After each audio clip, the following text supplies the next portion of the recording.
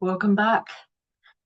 This week, I want to talk a little bit further about it's a bit of an extension of what I was talking about last week. Last week, I was all on a high about doing some, inner work. And this week, I don't feel like that at all because it got a bit intense, I have to say. The feelings that are coming up, it's mid-June 2025, and everybody that I listen to is talking about how intense the energies are at the moment and how all of our shadow work or our shadow aspects are coming up to be seen, loved, and transmuted.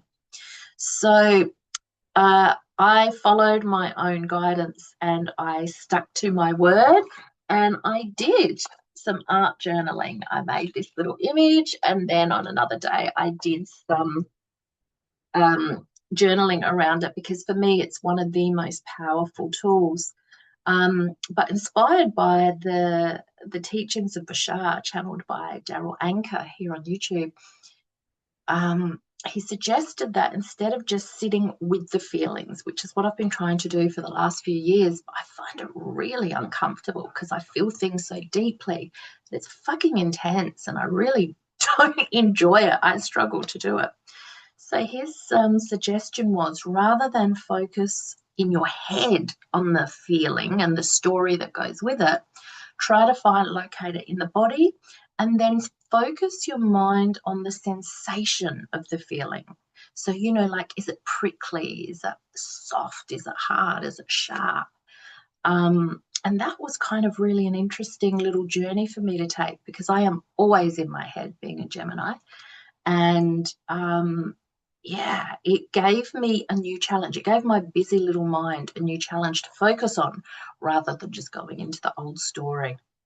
So that's my invitation to you this week, to see if you can become a little more embodied by doing your inner work and your art journaling and your journaling in a different way.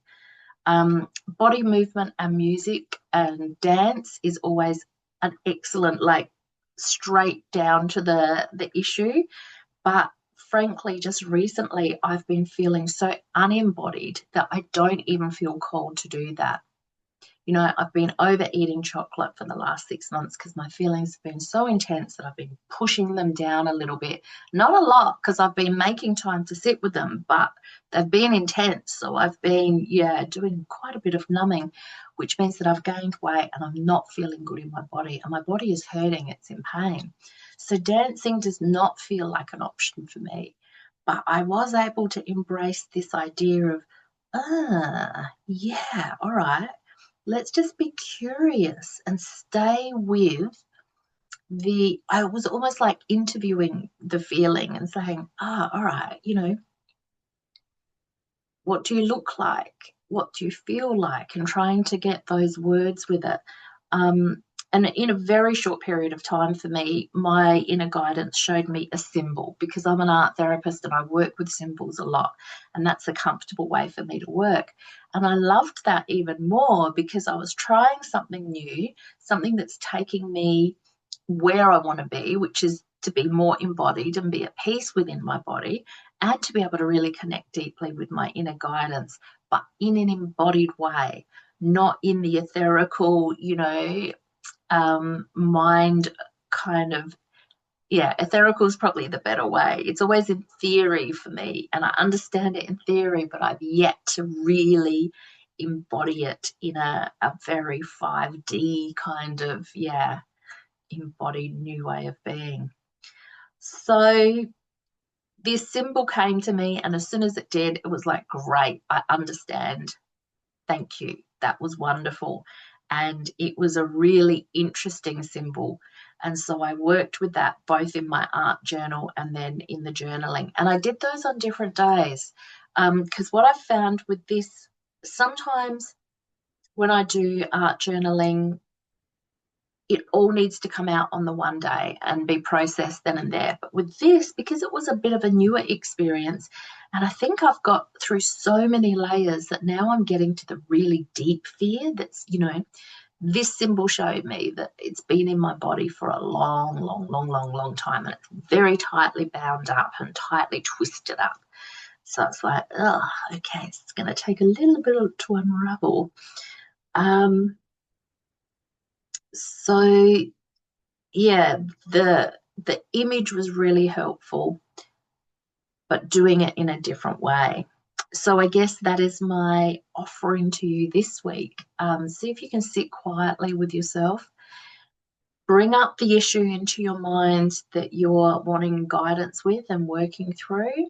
And then instead of staying in the story and getting lost in the intensity of the feeling, especially if you're a highly sensitive person like I am, challenge yourself to just get curious with your mind and, take this little road of physical embodiment. And it's like, all right, interview the feeling, ask it what it looks like, what it feels like, what its message to you is. And after I journaled, you won't be able to see this, but I journaled round and round and round until I got right into the center, because that just felt like where I was going, like deeper and deeper, deeper down into the depths of me.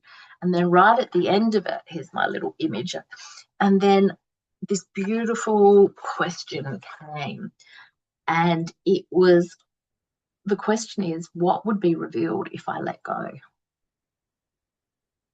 Like, fuck, that's a little bit scary. I don't think I want to know. And then that just amazed me that, we're all so sick of suffering and feeling pain and feeling depressed and feeling heavy and uncomfortable. Yet, when given the opportunity to let go and surrender, that actually felt scarier. And so then I just remembered to have so much love and compassion for that humanness, for that part of me that,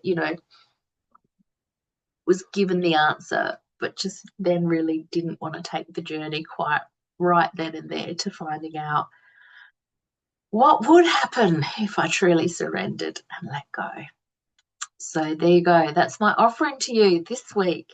So hopefully that's helpful. And please do let me know in the comments what you discovered, what happened for you, and how you experience the challenge of doing inner work, but not quite so much up here, but more from a really grounded place. From my heart to yours, I look forward to seeing you again soon. Bye for now.